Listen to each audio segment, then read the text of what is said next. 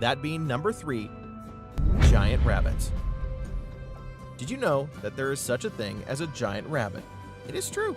These beasts are enormous and can be easily mistaken for dogs at first glance. The Flemish giant rabbit is a popular breed for people looking to show rabbits in competition or just have a fluffy pet friend. Traditionally, these huge bunnies were actually bred for their meat and fur. They grow up to 2.5 feet long, weigh 15 pounds on average, and their ears are 8 inches long. Some giant rabbits have been known to grow to well over 20 pounds. They're ideal pets for families because they're very gentle and have calm personalities. Like all other rabbit species, the Flemish giants are herbivores. However, because of their size, they require much more food than an average rabbit. Also, like all other rabbits, the Flemish giant rabbit eats its own poop. This process is called coprophagia, and it actually helps them digest their own food. Number 2. Minazo. Coming in at number 2 on our list today is Minazo. Minazo was a southern elephant seal who lived in Japan's Enoshima Aquarium from the time he was 6 months old until his death in 2005 at age 11. Minazo became famous after a popular lolcat meme circulated showing him holding a blue bucket and giving a goofy smile to the camera. Minazo was a giant weighing in at 2 tons and standing 15 feet tall. Southern elephant seals are the largest seal species and one of the largest living marine mammals. They get their name because of their massive size and large proboscis of the adult male, which they use to produce very loud roars, especially during the breeding season. Proving his legendary status since his death, Minazo has been immortalized in music and art, showing that this huge seal touched people's hearts all over the world. Number 1. The moose. The moose is the largest species in the deer family, and they can live up to 15 to 25 years. They like to live near the banks of lakes and streams in rocky forestland areas and wooded hillsides. Moose are notorious for attacking people when they are startled or upset, which apparently happens a lot. Moose are known to be very combative during the springtime when their calves are young. In the fall, you have to watch out for males who are aggressively competing for mates. And in the winter, they've been known to get hungry due to the lack of food around. Basically, these guys are grumpy pretty much the whole year round. Moose also cause considerable peril to motorists. Like deer, they aren't very smart when walking out in the middle of a busy road or highway. Considering that on average, an adult male moose weighs more than 500 to 700 kilograms and is about 7.5 feet tall, a collision can be very dangerous. Hi there, it's Ernie, and today I'm going to talk about big and small, but I could sure use some help. Oh, hey, Bert, come here, Bert. Hey, Bert. Wow! Hey, Bert, I'm just about to talk about big and small, but I need some help. Can you help me? You know, I'd love to, Ernie, but I really gotta... Great. Now, as you can see, I am wearing a small hat. See there? Now, Bert, would you mind going over there and putting on that big hat right over there? Yeah. That one over there? Yeah. Thank you. All right. Now, Bert is wearing a big hat. Thank you, Bert. This is ridiculous. Moving right along, here you will see that I have a small box. See that? See that right there? Now, Bert, would you mind going over there and getting that big box? Right over there, Bert. Right next to the wall. And Bert is holding a big box. Here, small and big. Why am I doing this again? Because you're helping, Bert. And you know what, Bert? You are a big help. Ow! Oh, gee, are you okay, Bert? All right, Ernie. That's it. I have had it. I think we should switch. This time, I'll show small and you show big. Yeah. Are you sure about that, Bert? I am absolutely sure. You're absolutely sure? Absolutely. Oh, okay.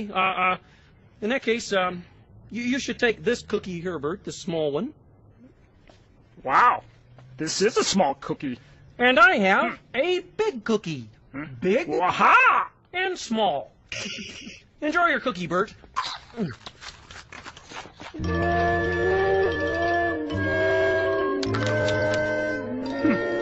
least it's oatmeal.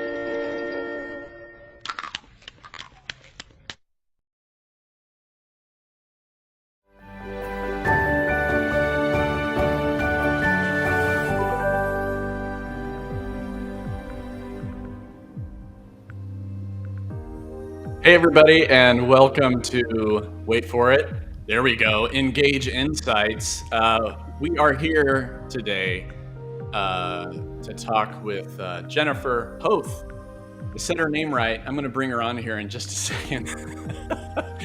And like I said, my name's Aaron Beatty. I'm the founder and CEO of Engage Evolution. And today is launch day for us. So we're super excited to be here. And there's no better topic to talk about Marketing Cloud and Salesforce and engagement than to talk about data. And so without further ado, I'm going to bring her on here. I just have to hit the right button. Hey, Jennifer. Hi. Hey.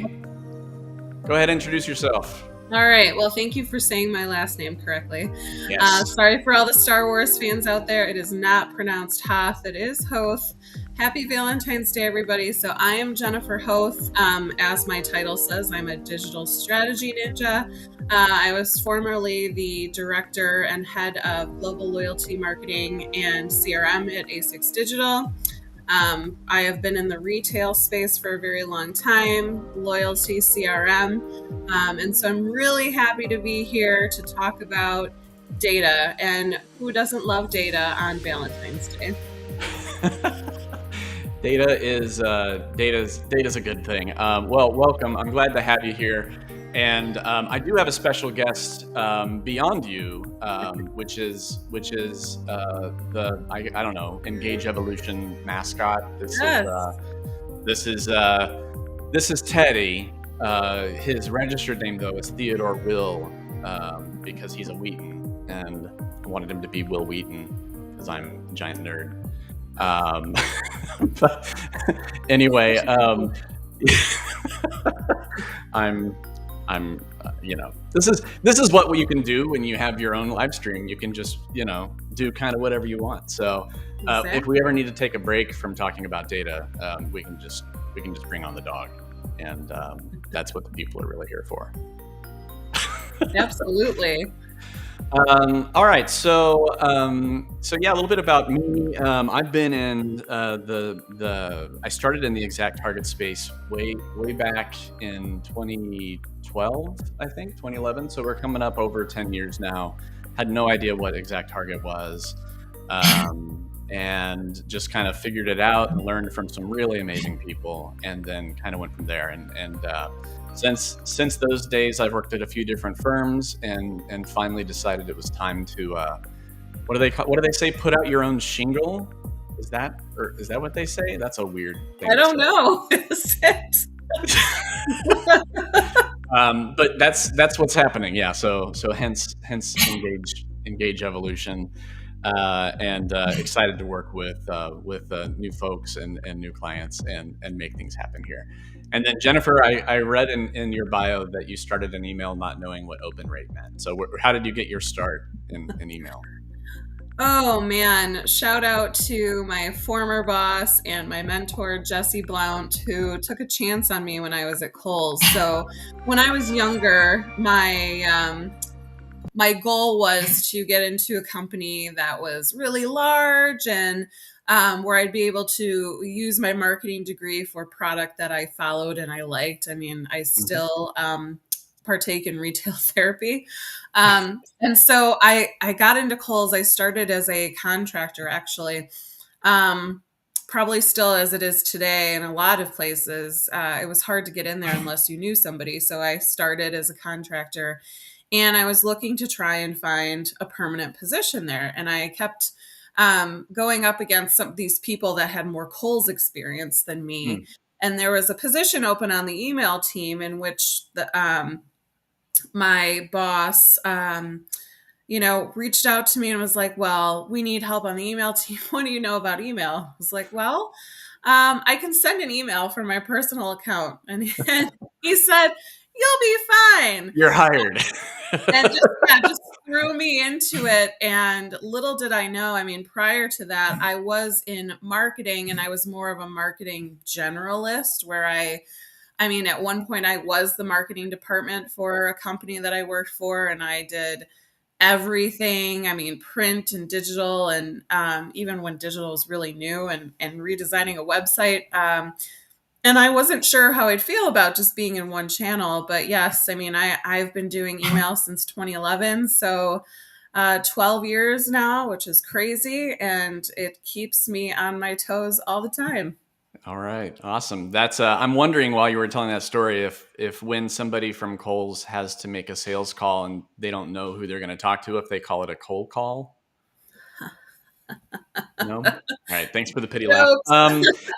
All right. So you just got back from a conference for ANA, I did. which I'm learning about. So tell us a little bit about the conference and what you did while you were there. I might even make you full screen so you get all Ooh, the okay. glory. So, for those who don't know, ANA actually stands for the Association of National Advertisers. And I am on the board of the email committee. And prior to the email committee being under the ANA, we were under, we called ourselves Email Experience Council, which actually lived under the DMA. And so we put on the Email Evolution Conference every year. And this is the second or third year that now it is hosted by the ANA. The good news is that in conjunction with ANA, there are a lot of brands that pay for memberships in terms of ANA. So you have a lot of both vendor and agency side people and brand side people at this conference. So I want to say there were about 200 people in person this year, which was more than last year. I think by about 50. So this year it was in Washington, D.C. We usually try to go to a different city every year. So it's fun. Last year was in Scottsdale. Beautiful, at a beautiful resort. So anyway, this is my second year speaking at the Email Evolution Conference. I was excited to be presenting with my former coworker, Ariel. It was her first time speaking. I love being able to mentor others to speak. But really, so my topic was data, big data and small data. But really, a lot of the topics that came up, I mean, it covered a lot in terms of email. So it is an email focused conference, but we talk about a lot of different things. And certainly, omni-channel came up a lot. AI is a conversation we're starting to have. I remember when omni-channel was first a thing, and I think we're finally going to get to the point where more brands are going more omni-channel. And then, of course, something else is going to come up once we finally mastered that. It's just a never-ending fun time in email marketing. Yep. So anyway, my topic was big data is not greater than small data. So I'm happy to talk more about that. And then for those of you who have registered, you will get this presentation at the end. So I do hope that it does help you in terms of, whether you are a very large organization or a small organization. Bigger is not always better. So in terms of, I just wanted to talk through some of the things that I talked about. And first, I can talk about maybe just the difference between big data and small data. Big data certainly is something that's not new. We've been talking about big data for a long time, but big data is usually just large chunks of unstructured and structured data. Thank you, Aaron. You're really randomly collecting a data that we might use. Big data is wide and shallow. And also the consumers really aren't as likely to provide data points if there's no benefit to providing data. And whereas small data are really small data sets that are capable of impacting decisions more so in the present. They're more precise, concise. It's easier to collect large enough data sets to be used for targeting, segmentation, and personalization. And the opposite of big data is that consumers are more likely to provide data information on themselves if the data will be used for relevant communications. So we can go to my next slide if you'd like, or if you had any comments Well, about. here's my question. I get a sense, are we living in a sine wave where like it's all cyclical and it's all about big data, more and more data, 360-degree view, let's collect all the things. And then there's it's like Newton's third law, right? Like where we react against that and go, no, we've got to keep everything small and localized and centralized. It's like we did the same thing with bell bottoms, and then they're like, okay, no, we're going to do skinny jeans now, or it's all about everything needs to be in the cloud, and then now we have edge computing, and they're like, okay, no, we're not going to do the cloud anymore. Everything's got to be local. It's got to be on your network so you can get to it fast, and it's right there and ready to go, and it's better secured. So it's like everything is it me, or is this all the things do this all the time? Well, and I mean, in some ways, yes, because you still, in terms of big data, you still want to make sure that you have enough data, especially with third-party cookie deprecation and privacy laws and things like that. But you need to be more thoughtful about the way that you're collecting data instead of just, throwing it all out there. I mean, That is gone are the everything. days. Yeah, gone are the days where you're doing that. People know that we're collecting information on them. Right. And I've done a lot of talks about brand loyalty and trust and things like that. And trust is definitely a two-way street. So if you're collecting data points on someone, make sure that you're going to be using it in a Right. correct way. So one of the things that I like to do or point out is like when you're collecting for birthdays, do you always need to collect the year? Well, it depends on the marketing that you're doing, but for the most part, are you going to treat those people differently? So I used to work on Neutrogena when I worked at DEG, Merkel, and it would behoove you to collect the year of birth when you're signing up when you're having people sign up for those email communications, because you can treat people differently. So I will be 40 next week, and Neutrogena could be targeting me with anti-wrinkle cream and different things like that, where if you knew that somebody was younger, you could be focusing on acne and different things like that, where when I was at ASICS, it wasn't important for us to know what year you were born because we're not going to treat you any different. We don't Right. there's nothing that we can do that would treat you differently. So making Right. sure that you're not greedy about what you're collecting, but certainly most of the time less is more, but you can have more data as long as you're being thoughtful about the data that you're collecting and making sure that you are following privacy laws and that you're actually going to use these data points to treat consumers differently. Yeah. Yeah. I get a sense, all the implementations and things like that I've done. And by the way, early in my career, I did have some engagements where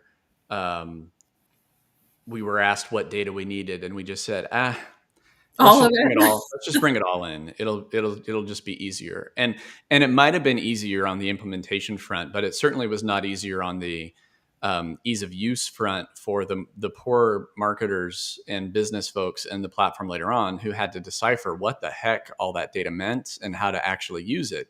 Because, like you said, more is not always better. And in fact, it's the enemy of simplicity and ease of use for the marketers that are in the platform. I can't tell you how many times I hear people say, oh, Facebook is listening to me, and TikTok Yes. ads are, really precisely targeted and stuff like that. And people think that there's all this, I don't know, there's an army of people that are figuring all this stuff out to siphon through all this data and come up with these detailed targeted segments. And frankly, most places are just getting started. Like they're Oh, not absolutely.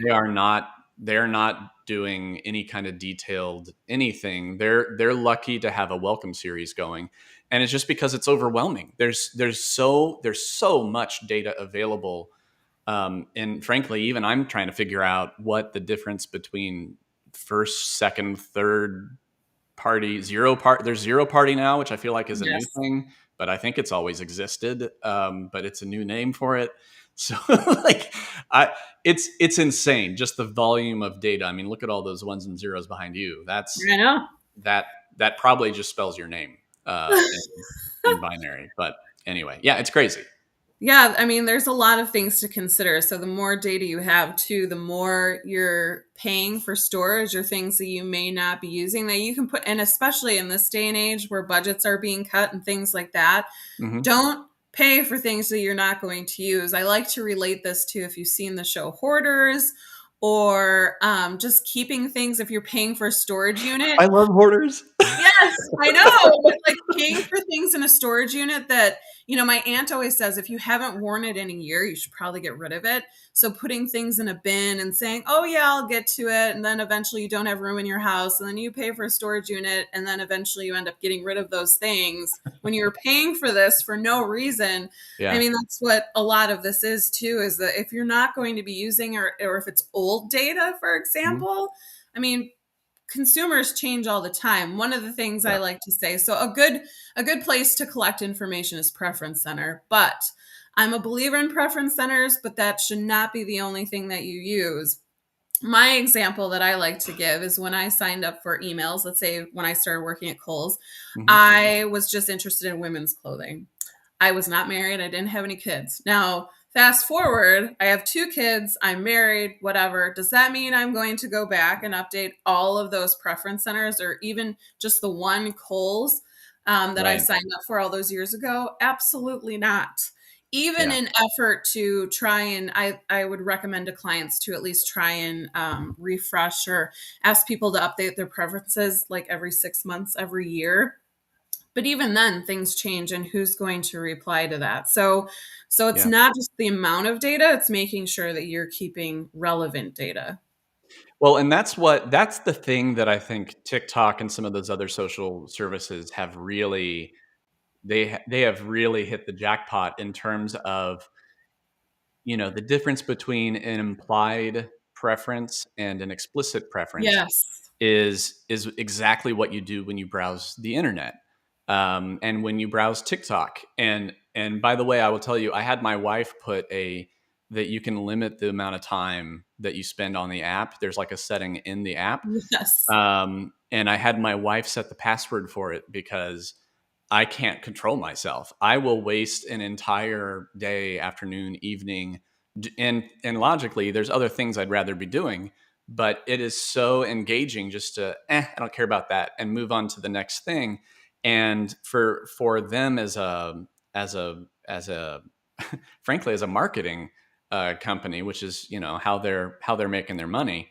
They know what you're looking at. They know what's grabbing your attention, and then they can run algorithms against that to find out the other, the type of person that you probably are based on all those things and how to advertise to you. So I get on TikTok anti-wrinkle creams for men, which I purchase. I'm a sucker. Hair gels and stuff. I work in marketing. I know how it works, and it still works even when you know how it works. And it's super effective. But you can do the same thing, not to that extent, but you can do the same thing with like being able to see. I know I did. We did something with Crocs that did some assumed preferences based on what people were clicking on. So if you tended to click on Crocs for kids, or you tended to click on gibbets, I'm so glad that I came up with that term on the fly. Yep. Then you could then advertise and kind of score that over time to know what people are interested in, even if those things change. But the only thing with that, and so that's inferred preferences. The thing that is also included in the deck that I'll share with everyone is what's important is to start asking why, or trying to understand why someone is purchasing something. So the example I like to use, and of course from my most recent employer, ASICS, just because somebody's buying a running shoe does not necessarily mean that they like to run marathons. And so it's hard to, when you're collecting, you see that, and then of course you want the email communications to be all about running marathons. We had done a survey at one point where we found out that actually like a third of the audience don't like running races. They buy the shoes because they're comfortable. They run errands like me. I would purchase them because I think they're comfortable. I'll go walking, Do I want to run marathons? No. So Yeah. that's the danger of just using inferred to assume, just like if someone were to buy, we ran into this at Kohl's all the time. If someone were to buy baby clothing, for example, does not necessarily mean they have a baby. They could be purchasing as a gift. But if Sure. you're just looking at that transactional behavior, you could be marketing to them and you could turn them off and lose them as a consumer. Right. Yeah. If you just use that one signal. Yeah. Yeah. Yes. Yeah. Yeah. That's a great point. And that's totally true. And I'm not gonna lie, there's times that I buy workout clothes and I see my wife is watching here and commenting. I buy workout clothes and other stuff just because I like to look like I work out and Yes. exercise, and not because. So it's the same with the running shoes. I'm not going to catch me out there running unless something big and scary is chasing me. Right.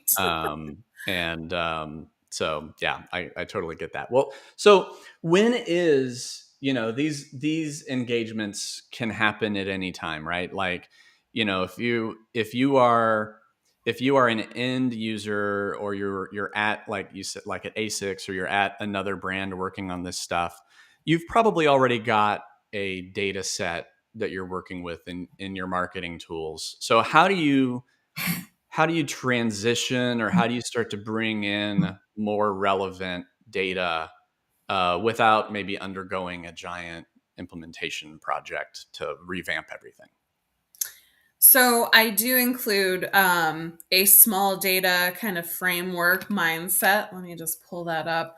Okay. To start asking yourself questions. I mean, it's really it's of course going to be all about the consumer. It's slide 22, I believe, if you want to bring it Thanks. up. You're welcome. I was trying to So work my way there. yes. So you need to start asking yourself questions. So in terms of the relationship with the consumer, do they know the brand? Where are they in the journey? Are they a new consumer? Are they, a loyal consumer? What's the emotional connection to the brand, product, or outcome of the product? How do the consumers want to feel? Who is this for? What is their problem, need, or interest? Why do they need it? So again, like, why do they need our product? What sets us apart? And Hmm. trying to understand the data that's most important to your brand. Everybody's going to be different. I get a lot of questions, or I did when I was a strategist on the agency side, about benchmarks and different things like that. You can start with benchmarks, but do not use it as the Bible for your brand or your Right. company. You need to decide what's important to you. I would also challenge you to contact or be in touch or become best friends with customer service or client services and things like that. Social listening also, to understand some of the problems that consumers might be having. You might be able to solve it with asking for information and then being able to serve up more relevant content. So really, it's just starting to think about why why consumers need the product, trying to get more information on, again, if it could be ambiguous, like baby clothing or running shoes, or it really could apply to different things. Don't assume that you know why someone is purchasing. Start asking questions. And I do have a list of fun and engaging ways that you can ask for data. And honestly, if you ask, you might think, like, how am I going to get this information? All you really need to do is ask. You don't even necessarily need to provide a promotion or some type of coupon in exchange. Just make sure that you're using that information once you get it in a relevant way. Can't we find a way to overcomplicate it, though? You mean just ask? I mean, Yeah, I know. that's too It's simple. very simple. Again, you don't have to offer anything the thing that you would offer in exchange is an engaging experience. It doesn't necessarily need to come down to a monetary or coupon or anything like Or that. like a $25 Starbucks gift card. I mean, I would take that, but it doesn't have to. You can It test. doesn't have to, but it can Yes. it can help. Yeah. I No. mean, So that today's a day of love, and we want to share the love. there you go. Well, so I want to give you a plug. So Jennifer, I've known you for a while, and we've kind of done our own things on the email space. And Jennifer is one of a very small handful of very talented email and not just email, but omni-channel strategists that are out there. And I am not one of those people. I kind of play one on TV, like.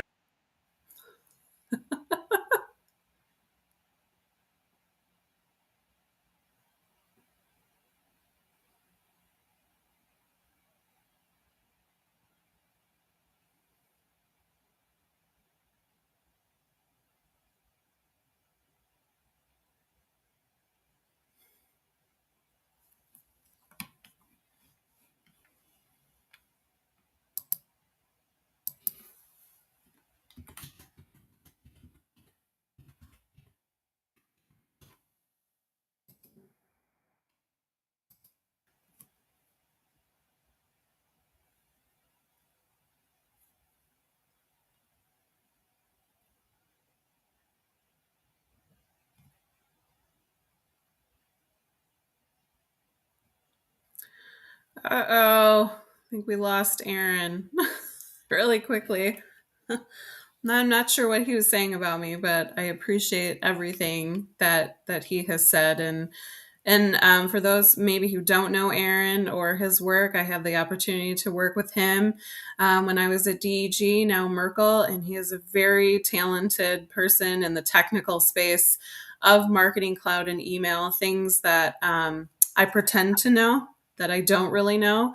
And I have to rely on people like him in order to provide any type of strategic insight. So we go hand in hand. There he is. Hey, that was bizarre. I said a lot of very nice things about you. I basically was saying you were one of the best strategists I've ever worked with, and you are on the market, and that you're currently interviewing. So for those folks out there watching, she would be a catch. And her email is in this presentation if you want to reach out. So Yes, thank you. So this has been a good time. Thanks for joining me, Jennifer, and good to reconnect with you. Yes, thank you, and congratulations on the launch of your new company. I am so excited for you, and you're going to do great things. Thank you. I'm very excited. It's been a long road to get here, but frankly, if you've been at enough places, and I don't know, you hit your mid 40s, and it's time to take it on and see if you can do it better. And I think we can. So I appreciate that. And Jennifer, best of luck to you. And thanks everybody for joining. We'll leave, this will be available as a video on demand. So anybody can watch this later on, and we'll leave the contest and the email sign up for Jennifer's presentation open until next week, when we will announce a winner. So I think that's all I got. Any last parting words of wisdom, Jennifer? Not any words of wisdom. Just enjoy your day, whether it's with a two-legged Valentine or four-legged Valentines. There you go. Just like Teddy, have a great day. All right. Thanks so much, everybody, for joining us. And we will see you next time on Engage Insights. All right. Thanks, Bye. everybody.